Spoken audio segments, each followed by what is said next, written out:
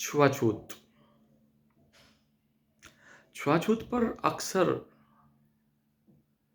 ये तो खूब कहा जाता है कि बहुत छुआछूत थी, ऐसा था, वैसा था, फलाना था, ढिमकाना था, कि हमसे ब्राह्मण, ठाकुर आदि शरण लोग छुआछूत करते थे। और बातों में सच्चाई भी है, ऐसा नहीं है कि वो गलत कहते हों, बिल्कुल करते थे।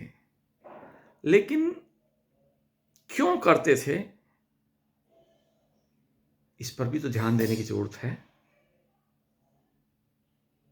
क्योंकि जब हम सब भाई भाई ही थे, हैं और रहेंगे, लेकिन इसमें ना तो सच पूछो, ना तुम्हारा कसूर ना हमारा कसूर, परिस्थितियों का कसूर था मेरे भाइयों। ये छुआछूत मुगल काल से शुरू हुई हमारे यहां, और अंग्रेजों ने इस पर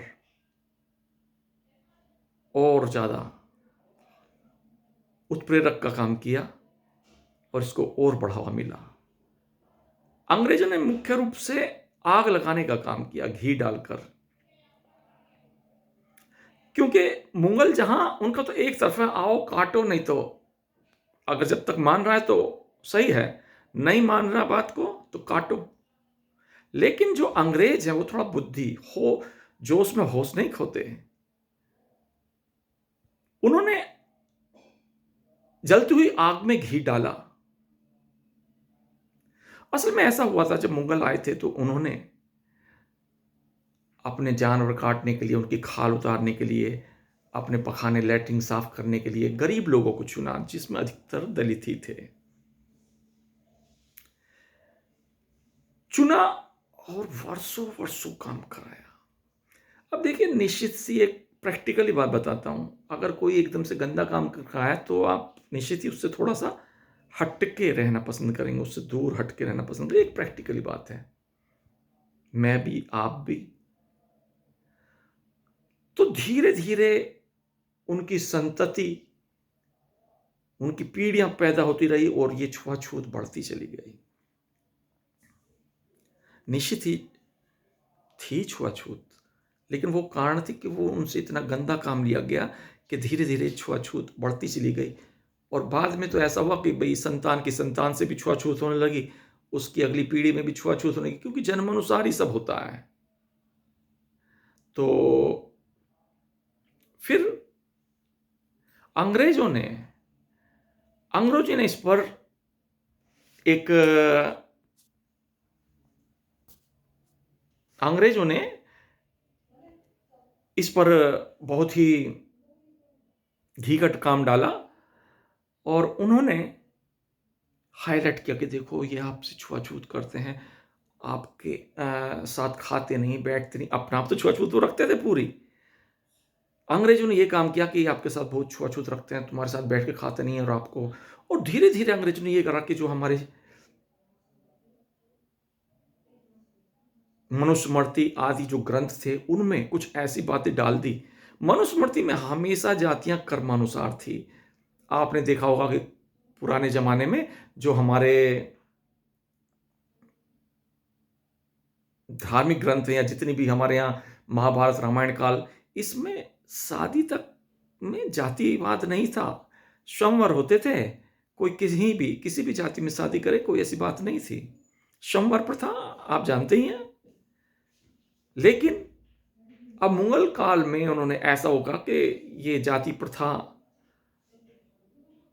भी हो गई, और अंग्रेजों ने जो हमारे उनमें ग्रंथों में जो फेरबदल की, उन्होंने कहा कि जाति जन्मानुसार होती है, ये बदल दिया गया।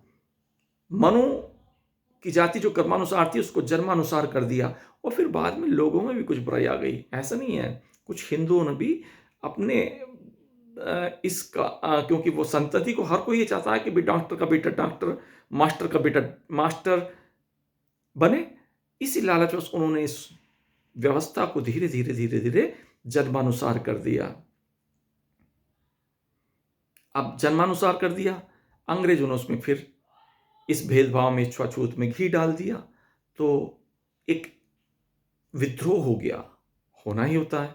लेकिन एक बात और चेक करने की है, जैसे ही मुगल और अंग्रेज का शासन गया, हमारे यहां छुआछूत और भेदभाव आदि कम होने लग गए।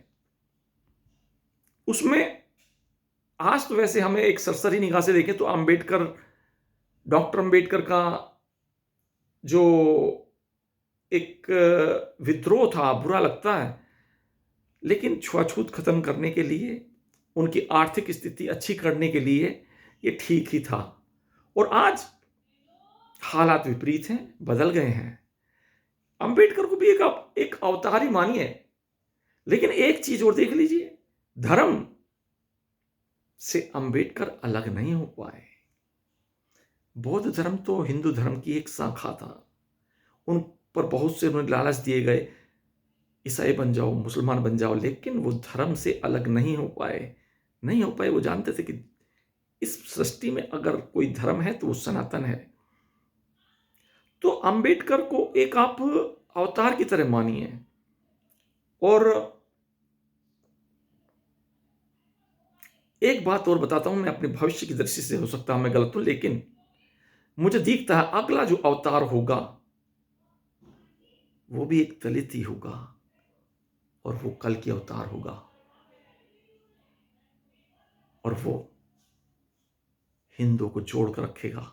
और जब हिंदू आपस में जुड़ जाएंगे तो भारत फिर से विश्व गुरु होगा।